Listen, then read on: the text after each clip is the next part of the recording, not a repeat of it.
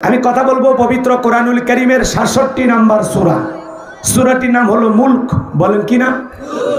মুলক। মনে থাকবে তো ইনশাআল্লাহ। সূরা মুলক থেকে আমি আপনাদের সামনে কথা বলবো ইনশাআল্লাহ। মোট আয়াত আছে ৩০টি, রুকু আছে ২টি। বিশ্বনবীর মক্কার জিন্দেগিতে এই সূরাটি নাজিল হয়েছে।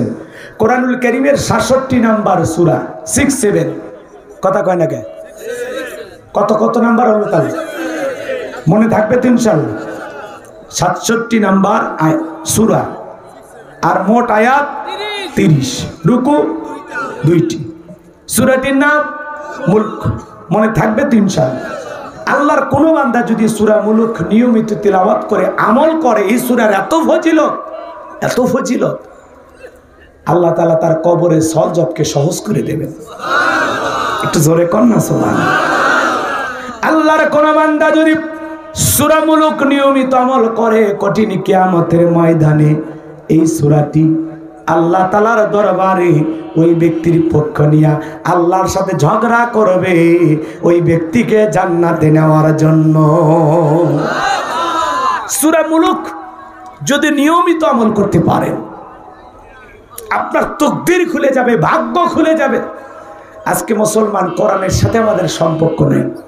এক সময় এমনও ছিল, আলেম ওলামা ছিল না, মানুষ মরে গেছে, জানাজা দেওয়ার জন্য আলেম খুঁজে পাওয়া যায়নি। কথা বলেন এখন? এখন তো ঘরে ঘরে আলেম, অলিতে গলিতে হাফেজ আলেম ঘরে। কথা কন? আজ থেকে 100 বছর আগে ভারতের একটি ঐতিহাসিক ঘটনা, 2 মিনিট আমি বলবো, রাগ করবেন না তো? আমার ভাইয়েরা, ভারতের বস্তি এলাকার মধ্যে কিছু মুসলমান বসবাস করত। হঠাৎ করে আল্লাহর একজন বয়োবৃদ্ধ বান্দা মারা গেল। সমস্ত লোকেরা টেনশনে পড়ে গেল, লোকটাকে কিভাবে দাফন কাফন করবে।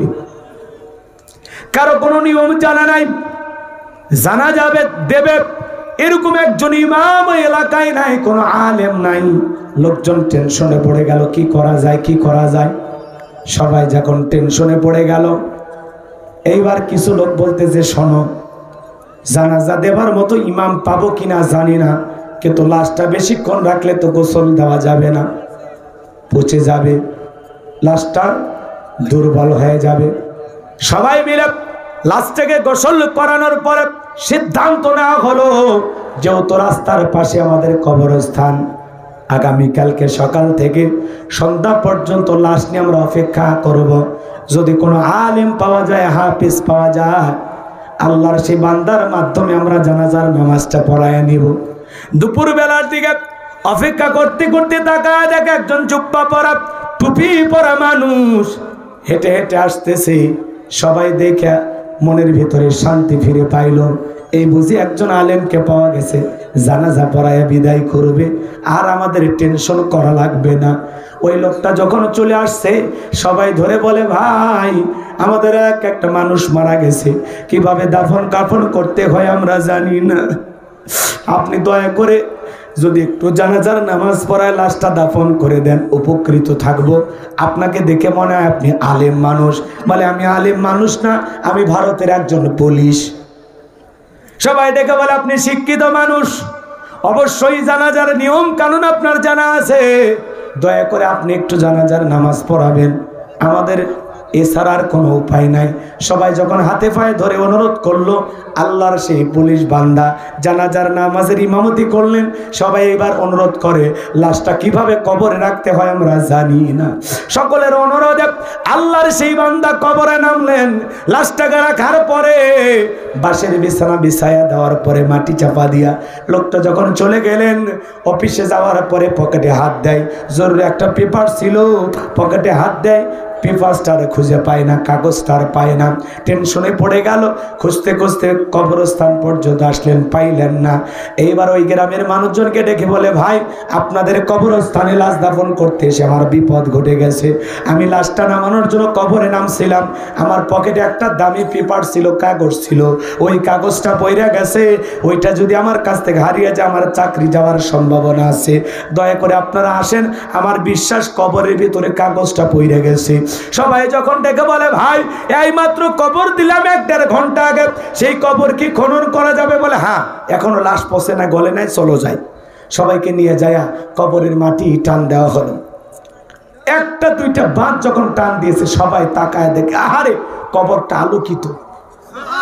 কে জানো পুরোটা কবর ফুল দিয়ে ডেকোরেশন করে দিয়েছে। সুবহানাল্লাহ। কবর থেকে সুগন্ধি বের হচ্ছে, পুরোটা কবর ফুল দিয়ে সাজানো, কবরটা আলোকিত, ফুল দিয়ে সাজানো। আর ওই কাগজটা একটা কর্নারে চিকচিক চিকচিক করতেছে। পুরোটা কবরের বাঁশগুলো টান দেওয়া হলো। সবাই কবর দেখে অঝরে চোখের পানি ছেড়ে দিয়ে কান্দে।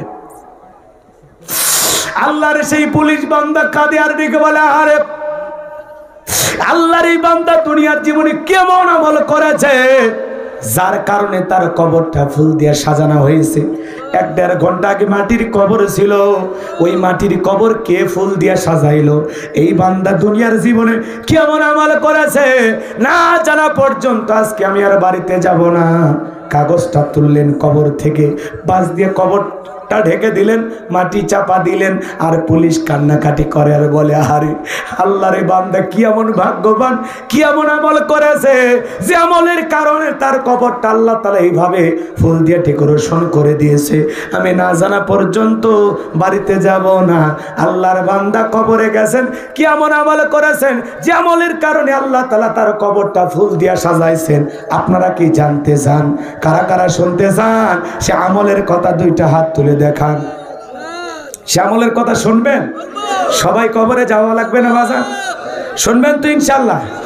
হাত নামান। কি সেই আমল আমি আপনাদেরকে বলবো, একটু জবান ছেড়ে সবাই একটু মহব্বতে আমার সঙ্গে তেলাওয়াত করুন।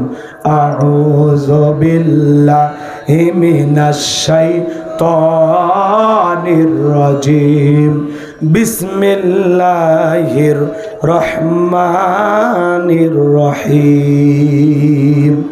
গরম পানি বিতাড়িত মুর্দার শয়তানের কাছ থেকে আল্লাহ পাকের কাছে আশ্রয় প্রার্থনা চাচ্ছি। পরম করুণা অসীম দয়ালু আল্লাহ তাআলার নামে শুরু করছে। যে কোনো কাজ আল্লাহর নাম নিয়ে শুরু করলেন, আল্লাহর নাম নিয়ে যদি সেই কাজটা শুরু করা হয় কল্যাণ আছে না? জোরে বলেন বাজান।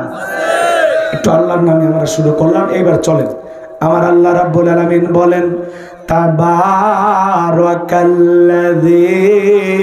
বিয়াদিহিল মুলক ওয়া হুয়া আলা কুল্লি শাইইন কাদির।